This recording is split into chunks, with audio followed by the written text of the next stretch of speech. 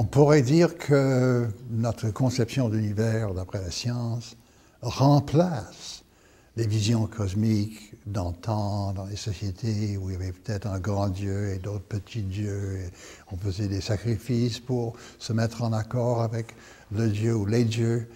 Mais ce n'est pas tout à fait ainsi que ça fonctionne. Parce que les premières... C'est vrai que ce qui est frappant chez l'être humain, c'est clair, et même, on peut dire, l'être humain commence où le langage commence. On passe d'hominides un peu du même genre que les grands singes aux êtres humains, au moment où il y a vraiment la langue. On parle. Et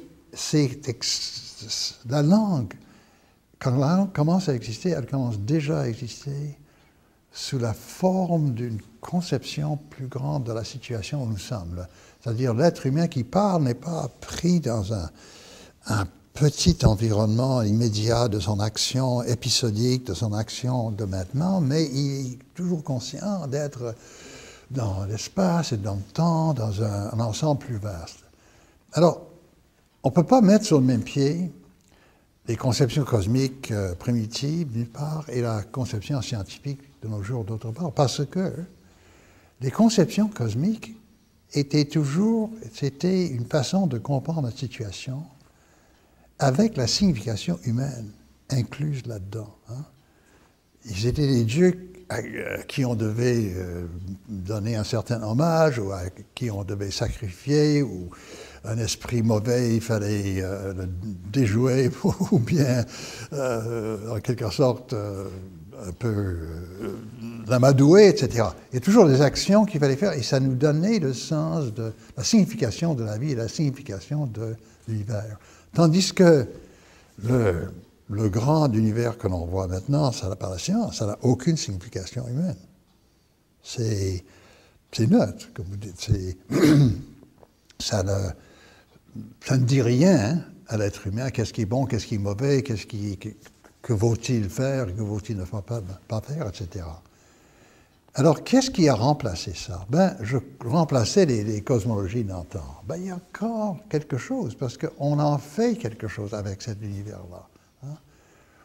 Ou bien on réagit justement au manque de sens, au manque de signification qui semble être là-dedans, en se disant, il faut inventer quelque chose, le sens, la signification, ça se crée par les êtres humains, et puis il faut s'y mettre.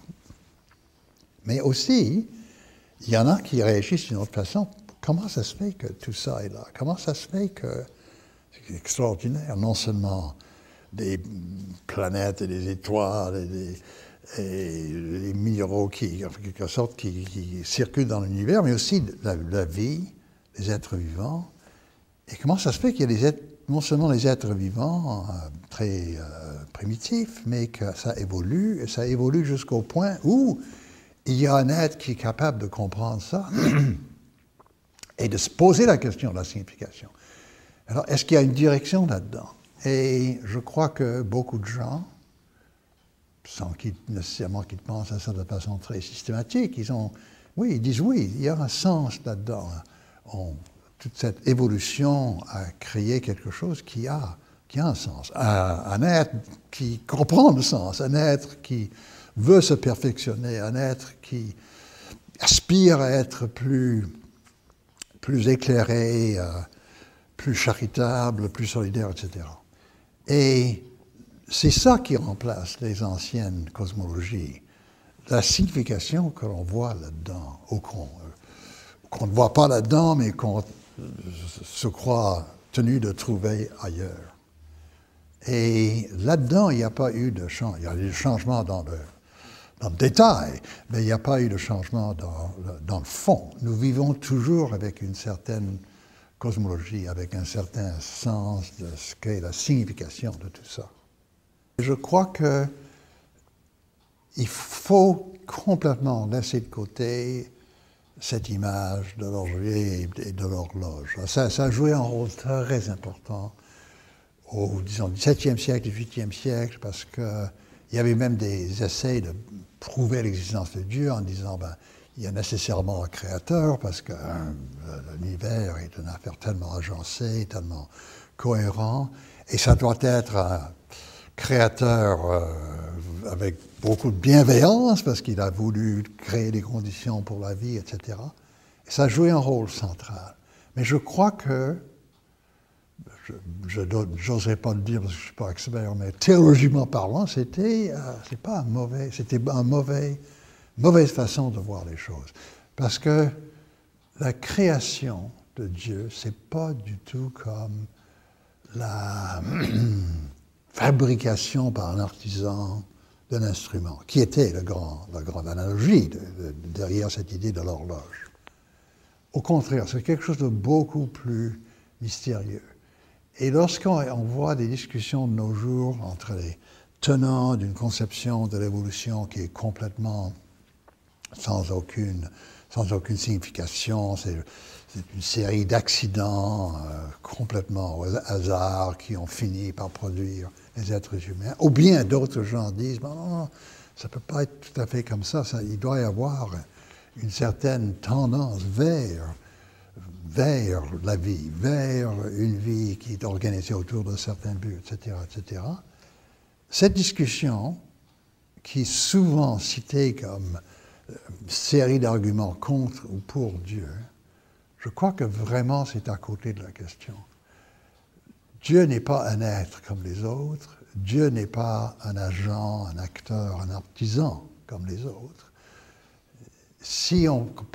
Quand on parle de la création à partir de rien, ex nihilo, on parle de quelque chose de complètement différent, une force qui est absolument en dehors de toutes les forces que nous comprenons dans la nature, qui expliquent des phénomènes de la nature. Et peut-être que toute cette histoire de Darwin, etc., c'était un peu providentiel pour nous faire sortir de cette façon trop limitée de comprendre l'action de Dieu, le Dieu artisan en quelque sorte, qui le réduit, qui dépouille la création de tout ce qui est mystérieux. Et donc, je crois que, oui, il y a un être, mais quelqu'un au-delà d'un être,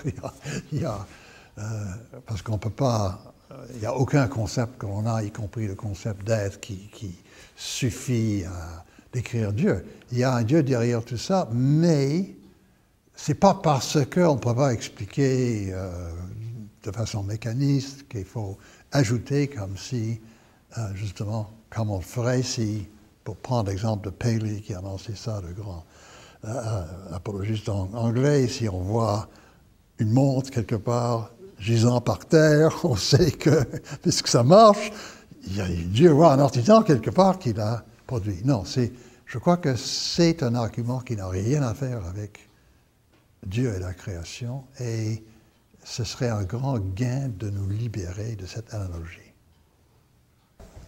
Non, je parle, vraiment, c'était une thèse sur l'Occident. Et j'ai décidé de faire ça parce que je crois que la sécularisation est un phénomène beaucoup trop complexe et beaucoup trop varié.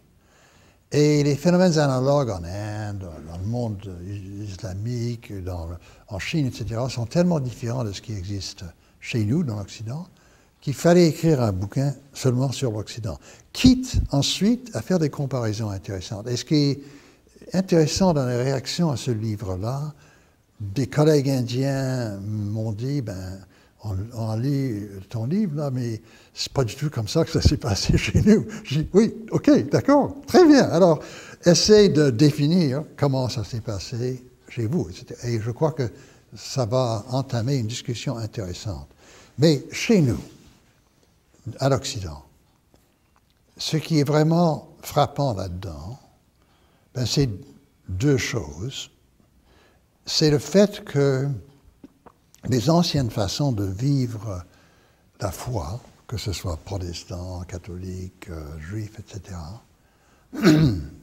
ont de moins en moins de prise. Je veux dire des façons de vivre où la foi est liée à toute la vie d'une société, de sorte que la foi est même impliquée dans les mouvements nationalistes pensons en Irlande, les catholiques contre les protestants, ben, c'est des marqueurs d'appartenance nationale. Si on est vraiment irlandais, dans le sens normal ou considéré comme normatif, à ce moment-là, on est catholique. Et si on n'est pas irlandais, mais vraiment anglais ou britannique, ben, on est protestant.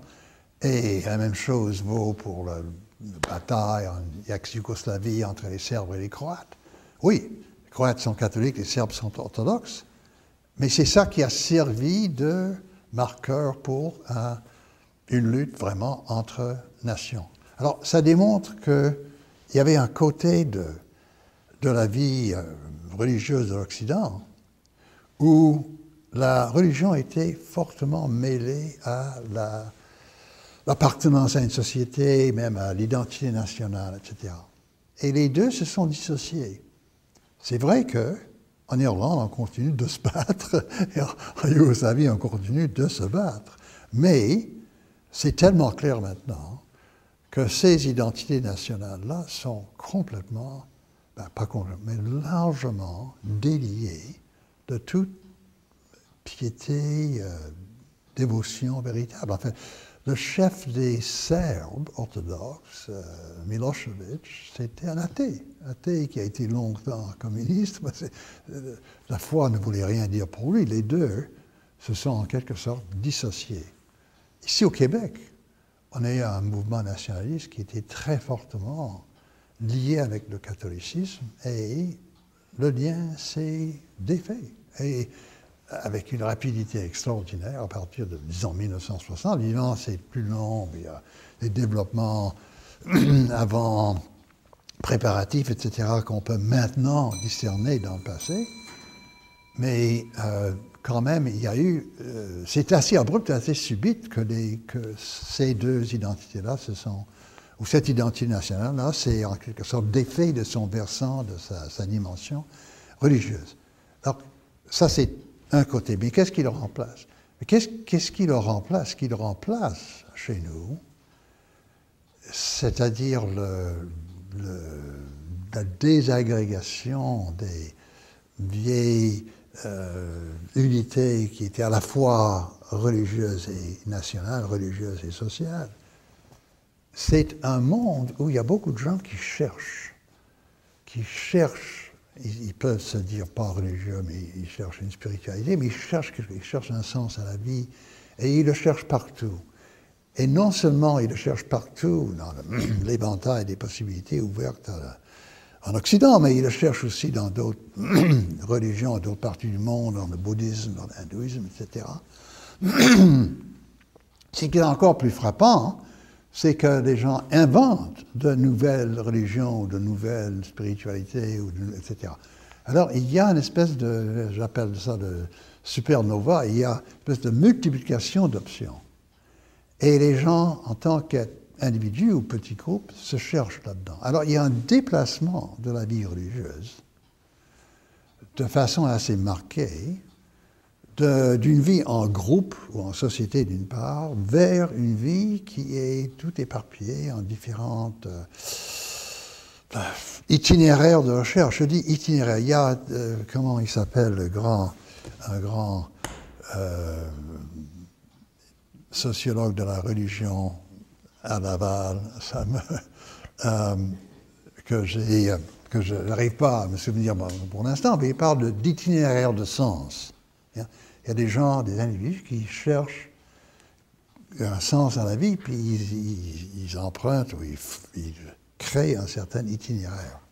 Alors, il y a cet éclatement, et c'est ça qui représente la phase de la sécularisation chez nous. Maintenant, il y a des conflits entre ces deux façons-là, parce que ceux qui tiennent encore à une identité religieuse collective ne prisent pas ce genre de virement vers le spirituel et l'individuel, et donc il y a souvent une tension énorme. On voit ça aux États-Unis, par exemple. On voit ça chez les protestants de droite. Là. Ils n'aiment pas l'idée qu'on conçoit les États-Unis comme État politique, en dehors d'une relation à Dieu. Là. Il n'aime pas ça du tout et il voudrait garder la vieille, en quelque sorte, connivence de religion et politique. Et alors, ils réagissent contre toute cette culture qui est majoritaire en Amérique maintenant, culture des efforts de recherche, des quêtes religieuses, on pourrait dire, dans le sens, non pas de la quête qu'on passe, mais de la quête de sens. Et alors, il y a une tension aussi entre ces deux façons de vivre la religion, mais ce qui est frappant, c'est que, justement, il y a maintenant deux façons de vivre la religion, et c'est ça qui définit la sécularité chez nous. C'est vraiment un débat entre des gens qui n'ont ni l'un ni l'autre compris les éléments les plus importants de la religion chrétienne. D'une part, on peut avoir une certaine sympathie pour ces gens aux États-Unis de droite, là, qui se sont sentis méprisés par les élites du nord-est du pays, qui ont senti que leur religion était un peu méprisée par ces gens-là. Et ils se sont cabrés à un moment donné. Ces gens disaient, toute la critique biblique nous a montré qu'il y a des choses qu'on a prises comme l'histoire qui sont des mythes, et on ne peut pas tout prendre littéralement.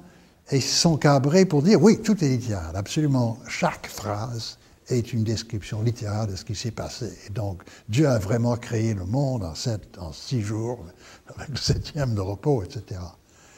Et de l'autre côté, vous avez ceux qui disent, écoutez, on a trouvé une explication parfaitement satisfaisante sur le plan scientifique, avec une causalité efficiente, pour nous expliquer exactement comment ça s'est produit et comment ça se développe. On n'a plus besoin de Dieu, de l'hypothèse de Dieu. Si vous voulez une explication, nous avons une bonne explication scientifique et vous inventez une autre explication qui n'est pas scientifique. Les deux, c'est ces deux arguments extrêmement simplistes, mais qui démontrent une méconnaissance profonde de toute religion, de la religion chrétienne en particulier. La création n'est pas... Dieu n'est pas là pour nous expliquer comme un artisan, l'existence d'un artisan pourrait le faire, pour nous expliquer l'existence du monde. La création, ce n'est pas être artisan, c'est ce que j'ai essayé d'expliquer tout à l'heure. Donc, ce n'est pas ça qui est la religion. Quand Dawkins et d'autres disent « j'ai réfuté la religion », il n'a même pas compris de quoi il parlait. Et de l'autre côté, ceux qui sont de l'autre côté des créationnistes, ils sont un peu tombés dans le panier, ils sont tombés dans le piège que les gens très scientifiques, avec une conception scientiste, leur ont tendu, parce qu'ils ont dit, Dieu est là pour expliquer, ou bien il n'est pas là du tout. Ils ont dit, oui, mais Dieu est nécessaire pour expliquer, parce qu'on voit qu'il y a tel pattern de téléologie dans l'univers et dans l'existence des êtres humains, et ça nous indique qu'il y a quelque part un artisan qui est derrière tout ça. Alors, toute la discussion passe à côté de la vérité et la profondeur de la religion chrétienne, ou de n'importe quelle religion d'ailleurs. Probablement, on ne comprendra jamais le monde, comment, à partir de la nature inerte et morte, est née à un moment donné la vie, comment la vie s'est développée. Probablement, ça va dépasser nos moyens pour toujours. Il faut vivre avec ça. Je crois qu'il faut vivre, et certainement il faut vivre avec cette possibilité. C'est ce que je reproche à beaucoup de savants, à beaucoup de scientifiques, des gens comme Dawkins. Ils ne peuvent pas blairer l'idée que c'est mystérieux. Mystère, c'est pour eux un mot qui les provoque. Non, il n'y a pas de mystère. Non, tout est clair, tout peut s'expliquer avec des mécanismes causaux que nous avons un peu dépistés dans l'univers. Il n'y a pas de mystère. Et on n'accepte pas le mystère. Je crois que c'est une erreur profonde qui mène à des mauvais tournants, mauvaises politiques, etc., dans la vie et dans la science. Alors c'est une partie de ce qu'il faudrait dire à tout le monde. C'est vrai, si tu dis que tu es athée ou agnostique, etc., oui, d'accord, personne ne peut te démontrer le contraire. Mais je crois que la question se déplace sur un autre terrain. Franchement, je crois que si on se demande pourquoi est-ce que j'ai la foi, si moi je demande ça, chacun de nous se demande ça, d'ailleurs c'est difficile à dire, parce que ça aussi c'est mystérieux et puis on ne comprend pas tout.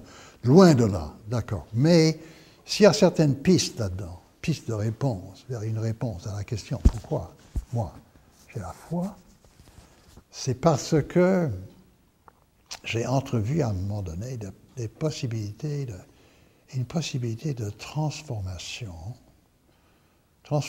je dirais, morale ou spirituelle. Plus concrètement, un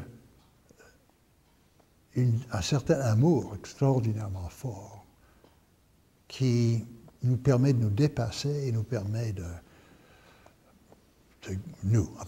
quelques-uns d'entre nous, de guérir, d'aider, de transformer la vie de ceux qui nous entourent. Et j'ai vu ça dans la Bible, dans le Nouveau Testament, mais j'ai vu ça dans la vie de certaines gens, vraiment des saints qui sont connus, comme Saint François, ou des saints qui sont peut-être pas connus, comme Jean Vanier, connu de nous ici, mais pas à travers le monde. Alors j'entrevois cette possibilité. Oui? Je ne vois pas, pour moi, d'autres, si vous voulez, explications plausibles de ça, en dehors de la Bible, en dehors de tout ce qu'il nous a raconté sur le Christ et sur le développement de la relation avec Dieu à travers Israël, etc. Et c'est là où peut-être, si on veut chercher Dieu comme faisant partie d'une explication de quelque chose, c'est non pas l'explication de tout ce qui existe dans l'univers en tant que fait et brut, mais c'est l'explication de ce dépassement possible que certains êtres humains nous démontrent. Dépassement vers... Parce que c'est ça que, pour moi, c'est l'essence de Dieu et du Christ. Pour nous, c'est cette capacité de nous rendre capables de nous dépasser de façon surprenante et extraordinaire.